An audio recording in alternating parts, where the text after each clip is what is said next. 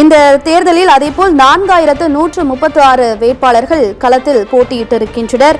தேர்தலில் காங்கிரஸ், உத்தவ் தாக்கரே சிவசேனா மற்றும் சரத்பவாரின் தேசியவாத காங்கிரஸ் கட்சிகளை கொண்ட மகா விகாஸ் அகாதி கூட்டணிக்கும், பாஜக ஏக்நாத் ஷிண்டே சிவசேனா மற்றும் அஜித் பவார் தேசியவாத காங்கிரஸ் கட்சிகளை கொண்ட மகாயுதி கூட்டணிக்கும் நேரடியாக போட்டியானது நிலவுகிறது.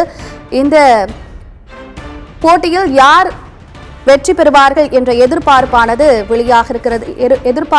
எழுந்திருக்கிறது. வரும் 23ஆம் தேதி வாக்கு எண்ணிக்கையானது நடைபெற இருக்கிறது. அன்றைய தினம் யார் வெற்றி பெறுவார்கள் என்பது தெரிந்துவிடும். இந்த சூழ்நிலையில் மகாராஷ்டிராவில் பதிவான வாக்கு எண்ணிக்கை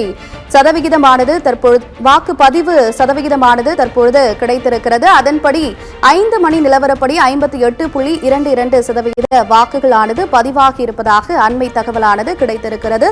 இது தொடர்பான மேலும் விவரங்களை பின்னர் வரக்கூடிய செய்தி தொகுப்பில் பார்க்கலாம்.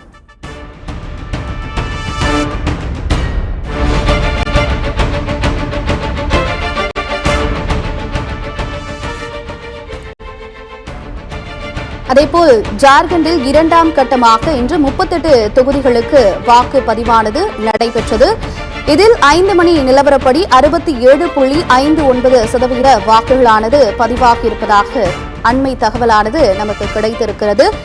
ஜார்க்கண்டில் 2 கட்டங்களாக வாக்குப்பதிவானது நடைபெற்றது. முதல் கட்ட வாக்குப்பதிவு ஏற்கனவே நடந்து முடிந்துவிட்ட நிலையில் 2ஆம் கட்டமாக இன்று 38 தொகுதிகளுக்கு வாக்குப்பதிவானது நடைபெற்றது.